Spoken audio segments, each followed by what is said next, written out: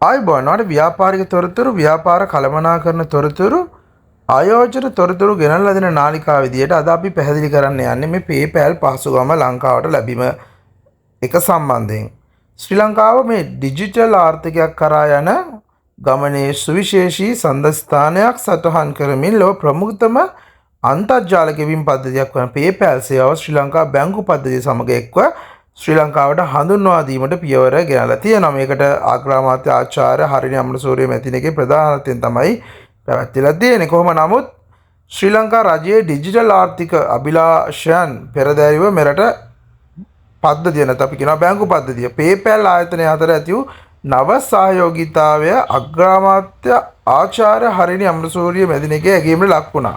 මේ වෙලාවේදී මේ ඩිජිටල් ආර්ථික කලාපීය සහ ගෝලීය වශයෙන් ප්‍රතිස්ථාපනය කිරීමේ සුවිශේෂී පියවරක් විදියට තමයි මෙම අවස්ථාව හඳුන්වන්න අපිට පුළුවන් වෙන්නේ. විශේෂයෙන්ම අපි කතා කරොත් ලංකා බැංකුව, සම්පත් බැංකුව, කමර්ෂල් බැංකුව වගේ මූලික බැංකු හවුල්කරුවන් හරහා මෙම සේවාව ඉතා ඉක්මනින් මෙරට පාරිභෝගිකයන් වෙත විවෘත වන අතර ඉදිරි මාස කිහිපය තුළ තවත් බැංකු රැසක් මේ සමග එක්වීමටත් නියමිත තියෙනවා කියලා තමයි අපිට මේ සම්බන්ධයෙන් කියන්න වෙන්නේ.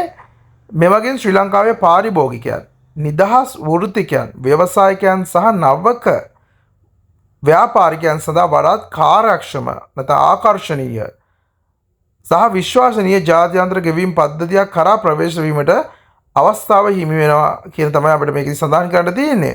ශ්‍රී ලංකාව ඩිජිටල් ආර්ථික න්‍යාය පත්‍රයේ මූලික වශයෙන් අවධානය යොමු කර ඇත්තේ අන්තර්ගත වන වර්ධනයක් ඇති කිරීම සහ ඩිජිටල් ව්‍යවසායකත්වය දිරිගන්වමින් ලංකාවේ වෙළඳපොළ සමග ශ්‍රී ලංකාව සම්බන්ධ කිරීම තමයි මේකේ ප්‍රධානම අරමුණ වෙන්නේ. මෙම ජාත්‍යන්තර ගෙවීම් සේවා ව්‍යාප්ත වීම මගින් මෙරට සුළු හා මධ්‍ය පරිමාණ ව්‍යාපාරිකයන්ට ගෝලීය වෙළඳාමේ ක්‍රියාකාරී කොටස්කරුවන් වීමට මේ මගින් මහා පිටවල් නැත්නම් විශාල පිටවහලක් වෙනවා.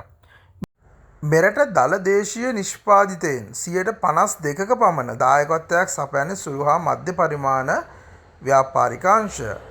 එතකොට ඒ අයට ගෝලීය වෙළඳපොළට ප්‍රවේශ වීම සඳහා ලබා දී ඇති අතිශය වැදගත් අවස්ථාවක් විදිහට තමයි අපිට මෙහෙන් සඳහන් කරන්න වෙන්නේ.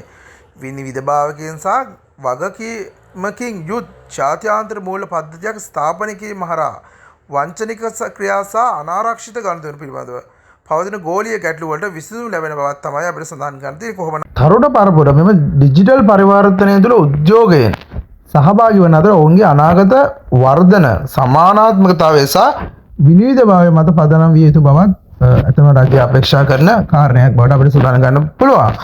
ඒ වගේම තමයි ශ්‍රී ලංකාව කියන්නේ ගෝලීය ඉල්ලුමට සරිලන දක්ෂ නිදහස් වෘත්තිකයන් සහ ව්‍යවසායකයන් බහුල රටක් බව මේ PayPal ආයතනයේද අවධාරණය කරලා තියෙනවා.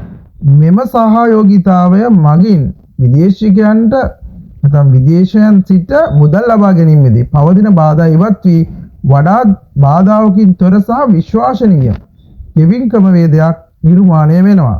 කොහොම නමුත් මේ ඉදිරි සති කිහිපය තුළ මෙම සේවාවන් පාරිභෝගිකයන් වෙත ලබා දෙන ආකාරය පිළිබඳව වැඩිදුර තොරතුරු අදාළ බැංකු විසින් නිල වශයෙන්ම ප්‍රකාශයට පත් කිරීමට නියමිත ඇති බවක් තමයි අපිට කියන්න තියෙන්නේ. ඉතින් මෙවැනි අපි බලමු මොනවාද මේකට සම්බන්ධ වෙන අලුත් බැංකු කොයි වගේද මේ දේවල් සිදු වෙන්නේ. අප්ඩේට්ස් අපි හැම වෙලාවෙම ඔයගලන්ට ගේන්න බලාපොරොත්තු වෙනවා. ඉතින් අපි බලමු මෙවැනි යහපත් දේවල් තුලින් අපිට ගෝලීය ජය ගන්න නැත්නම් ලෝකයේ ජය ගන්න ගෝලීය අපිට මේ ජය ගන්න අපේ ව්‍යාපාර සාර්ථක කරගන්න කොයි ආකාරයට ඉවල් වේද කියලා. ඉතින් මේ වගේ තොරතුරු දැනගන්න අපි subscribe කරන්න කියලා ආරාධනා කරනවා. ඒ වගේම bell notification on කරන්න. අපේ social media follow කරන්න. Be smart, think strategically. Thank you.